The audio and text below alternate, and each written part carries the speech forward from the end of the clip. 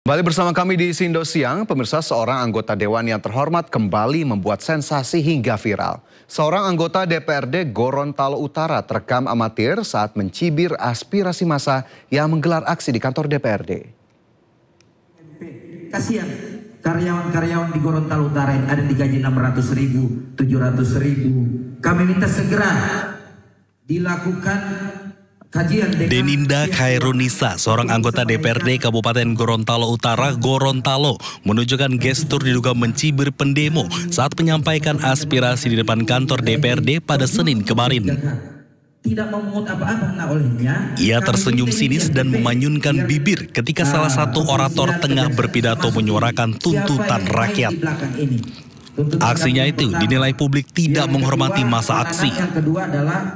Bahkan ekspresi Deninda memicu kecaman dari warganet usai video tersebut viral di media sosial. Menanggapi aksinya yang viral, Deninda membantah tudingan mengejek hingga meremehkan pengunjuk rasa.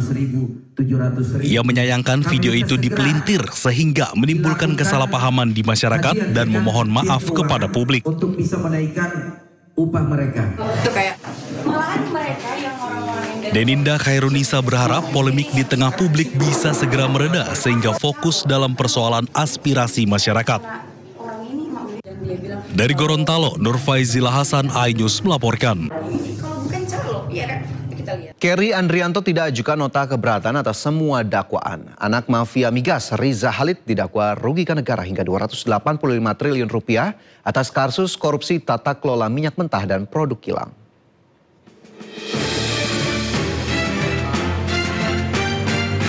Sidang kasus dugaan korupsi tata kelola minyak mentah dan produk kilang terus berlanjut. 5 tersangka dihadirkan di PN Jakarta Pusat, salah satunya Kerry Andrianto Riza, anak dari mafia migas kelas kakap Riza Khalid. Bersama 3 tersangka lainnya, Kerry didakwa merugikan negara hingga 285 triliun rupiah. Dalam persidangan, Kerry Andrianto tidak mengajukan eksepsi atau nota keberatan atas semua dakwaan. Jadi dari 5 terdakwa hanya Pak Agus dan Pak Yogi yang mengajukan eksepsi. Selebihnya tidak mengajukan eksepsi. Menurut kuasa hukum Kerry, keputusan tidak mengajukan eksepsi agar proses persidangan berjalan cepat.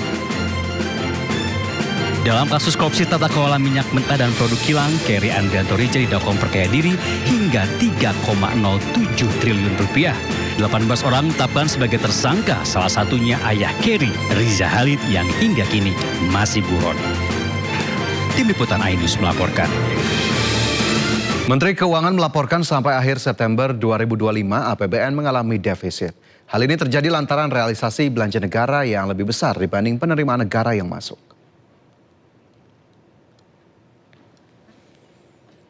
Kementerian Keuangan mencatat defisit APBN hingga September 2025 mencapai 1,56% dari produk domestik bruto atau setara 371,5 triliun rupiah. Posisi tersebut melebar jika dibandingkan dengan posisi defisit APBN di Agustus 2025 sebesar 1,35% PDB. Menurut Purbaya, penurunan ini dipengaruhi oleh merosotnya harga komoditas global, terutama di sektor minyak dan gas serta pertambangan yang berdampak pada penerimaan pajak. Tercatat realisasi pendapatan negara hingga Juli 2025 mencapai 1.863,3 triliun rupiah atau turun 7,2% jika dibandingkan periode yang sama tahun lalu sebesar 2.008,6 triliun rupiah. Meskipun lebih rendah dibandingkan periode yang sama tahun lalu secara nominal, tekanan ini terutama bersumber dari penurunan harga komoditas global yang mempengaruhi penerimaan perpajakan, khususnya di sektor migas dan tambang.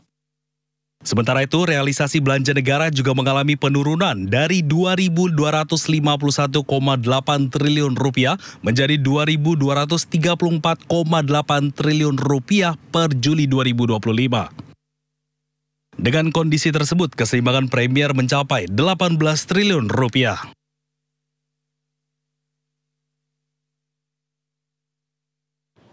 Kembali bersama kami, pemirsa, sejumlah warga mengeluhkan tangga jembatan penyeberangan menuju halte bus Transjakarta di kawasan Pesanggerahan Ciledug, Jakarta Selatan. Tangga penyeberangan ini begitu terjal dan banyak anak tangga sehingga cukup menyulitkan warga yang dalam kondisi hamil, membawa balita bahkan lansia. Dan berikut laporan rekan Anissa Rizkia bersama juru kamera Jamie Jasin di halte Pesanggerahan Ciledug, Jakarta Selatan. Pemirsa, di antara 10 jalur langit Transjakarta yang berada di wilayah Jakarta ini, salah satu yang memiliki anak tangga terbanyak di tempat saya melaporkan yaitu di halte JOR yang berada di Ciledug, Jakarta Selatan. Kalau dilihat, ini tadi saya sudah berjalan kaki dari bawah menuju ke atas, ada sekitar kurang lebih 30 anak tangga. Namun pemirsa, ini belum selesai karena masih ada ratusan anak tangga lain yang harus saya susuri untuk bisa naik dan menuju ke halte Transjakarta. Total ada 137 anak tangga yang harus saya lalui untuk bisa menuju ke atas.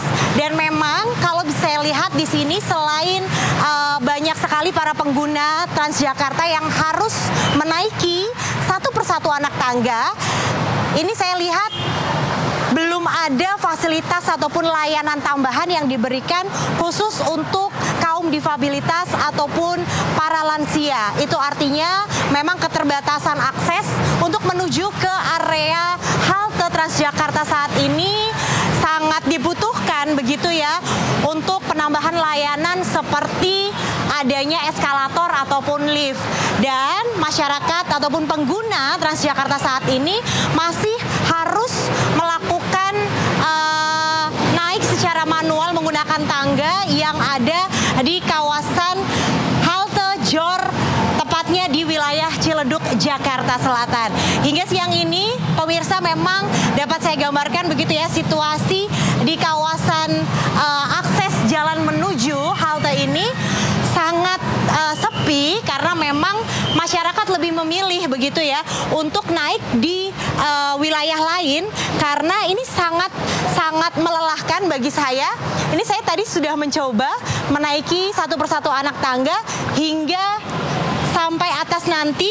Total ada 137 anak tangga yang harus saya lalui untuk bisa sampai ke halte Transjakarta. Untuk itu, dari para pengguna juga menginginkan agar pemerintah untuk lebih memperhatikan untuk bisa menambahkan akses jalan, terutama untuk bisa menambahkan fasilitas yang ramah disabilitas dan juga ramah untuk para lansia.